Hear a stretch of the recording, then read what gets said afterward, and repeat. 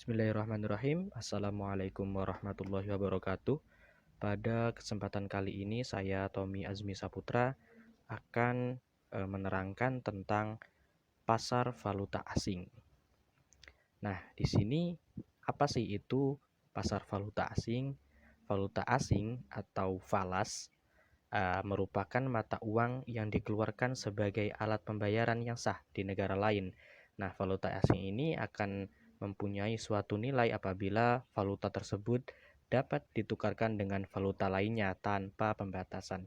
Nah, pasar valuta asing tidak selamanya diperdagangkan dengan bentuk fisik, namun perdagangan ini dilaksanakan dengan bantuan perangkat telekomunikasi seperti komputer, telepon, faxmail, telex, dan lain-lain sebagainya yang secara elektronik terhubung dengan jaringan.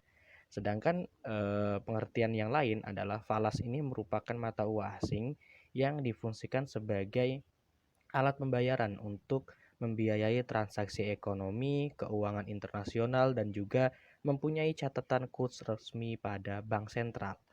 Pasar falas ini juga sebuah mekanisme di mana orang ini bisa mentransfer daya beli antar negara, memperoleh atau menyediakan kredit untuk transaksi perdagangan internasional, dan meminimalkan kemungkinan resiko kerugian akibat terjadinya fluktuasi kurs mata uang.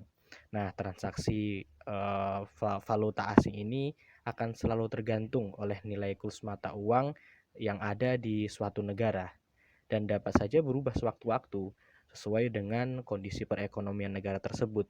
Adanya fluktuasi nilai kurs ini dan kebutuhan ini akan dikonversikan di sebuah mata uang. Maka ini akan menarik pihak-pihak yang berkepentingan terhadap valuta asing tersebut sebagai investor, kemudian juga sebagai eksportir, importir, atau bahkan spekulan untuk melakukan transaksi pasar valuta asing ini.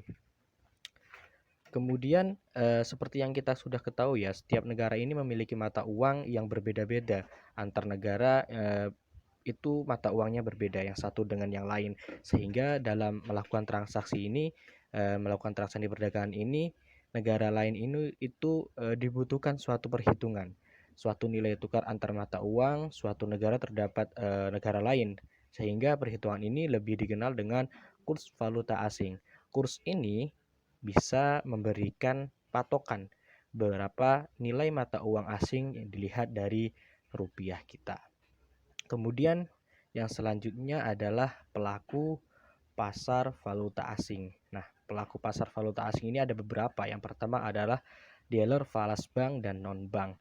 Dealer falas bank-bank internasional ini sering berfungsi sebagai market. Nah, mereka ini senantiasa bersedia menjual dan membeli falas yang mereka khususkan.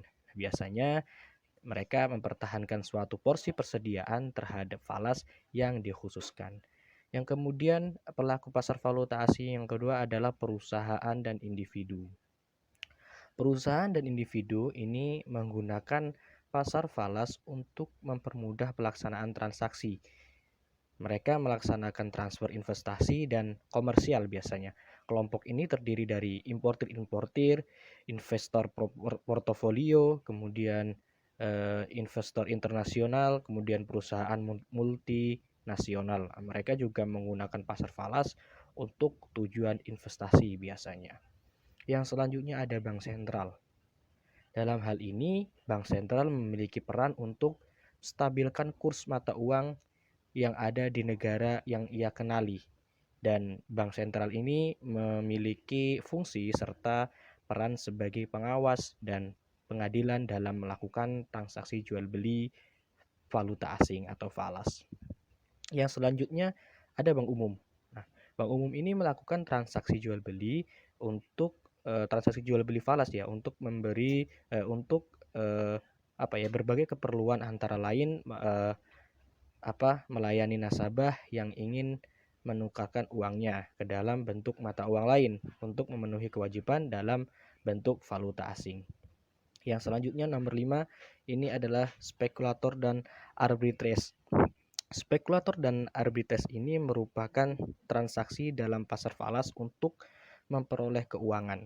Arbitrase pada prinsipnya ini merupakan suatu bentuk spekulasi yang terdapat dalam pasar valuta asing, di mana mereka memberi falas ini di suatu pusat keuangan, kemudian menjualnya kembali di pusat keuangan lain untuk memperoleh keuntungan.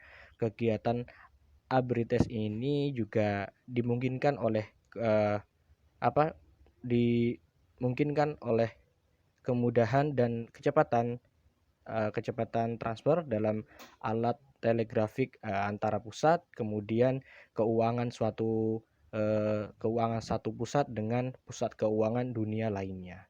Yang selanjutnya ada pemerintah. Nah, pemerintah memiliki tujuan untuk membayar hutang luar negeri dalam bentuk valuta asing ini. Dan yang nomor 7 ada dealer ataupun market maker. Dealer memiliki fungsi sebagai pihak yang dapat membuat pasar menjadi bergairah dalam pasar uang.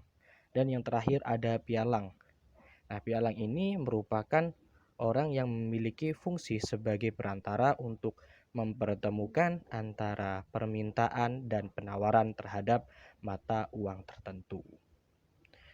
Nah, selanjutnya ini ada jenis-jenis pasar valuta asing.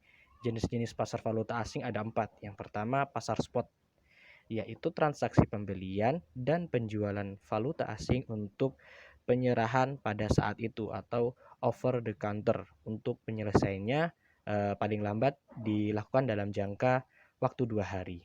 Kemudian yang kedua ada pasar forward. Nah, yaitu pasar ini merupakan transaksi pembelian dan penjualan valuta asing yang nilainya ditetapkan pada saat sekarang dan diberlakukan untuk waktu yang akan datang antara 2 kali 24 jam sampai dengan 1 tahun biasanya. Kemudian yang ketiga ada pasar currency future atau swap.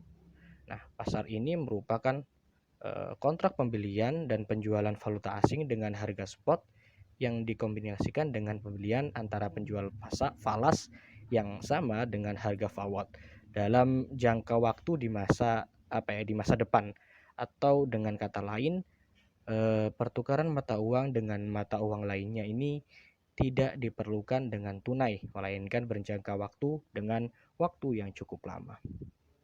Yang selanjutnya yang terakhir, yaitu pasar currency option, yaitu suatu kontrak untuk memperoleh hak dalam rangka membeli ataupun hak untuk menjual yang tidak harus dilakukan atas sejumlah unit valuta asing pada suatu harga, dan jangka waktunya ini berada di tanggal akhir tertentu. Nah, selanjutnya adalah fungsi pasar valuta asing. Apa sih fungsi-fungsi dari pasar valuta asing ini? Nah, pasar valuta asing ini mempunyai beberapa fungsi pokok dalam pembentukan kelancaran pembentukan kelancaran, kemudian perjalanan ataupun lalu lintas pembayaran internasional, yaitu yang pertama mempermudah penukaran falas serta pemindahan dana dari suatu negara ke negara lain. Nah, proses penukaran ini ataupun pemindahan ini dapat dilakukan dengan sistem clearing seperti halnya yang dapat dilakukan oleh bank-bank serta para pedagang. Yang kedua, karena sering terdapat transaksi internasional yang tidak perlu segera diselesaikan, nah maka pembayaran dan penyerahan barangnya itu, maka pasar falas ini memberikan kemudahan untuk dilaksanakannya perjanjian ataupun kontrol jual beli dengan kredit atau letter of credit.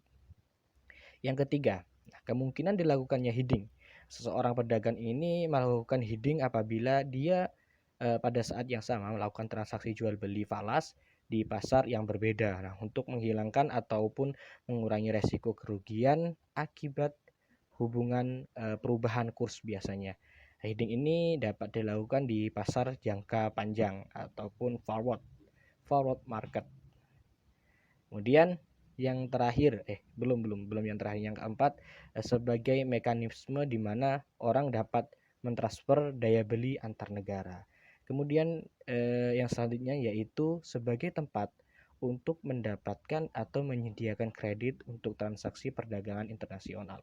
Dan yang terakhir, manfaatnya adalah sebagai wahana untuk meminimalkan kemungkinan resiko kerugian akibat terjadinya fluktuasi kurs pada suatu mata uang. Nah, itu tadi penjelasan mengenai pasar valuta asing dari saya. Kemudian mungkin ini terakhir. Apabila ada kesalahan saya mohon maaf. Assalamualaikum warahmatullahi wabarakatuh.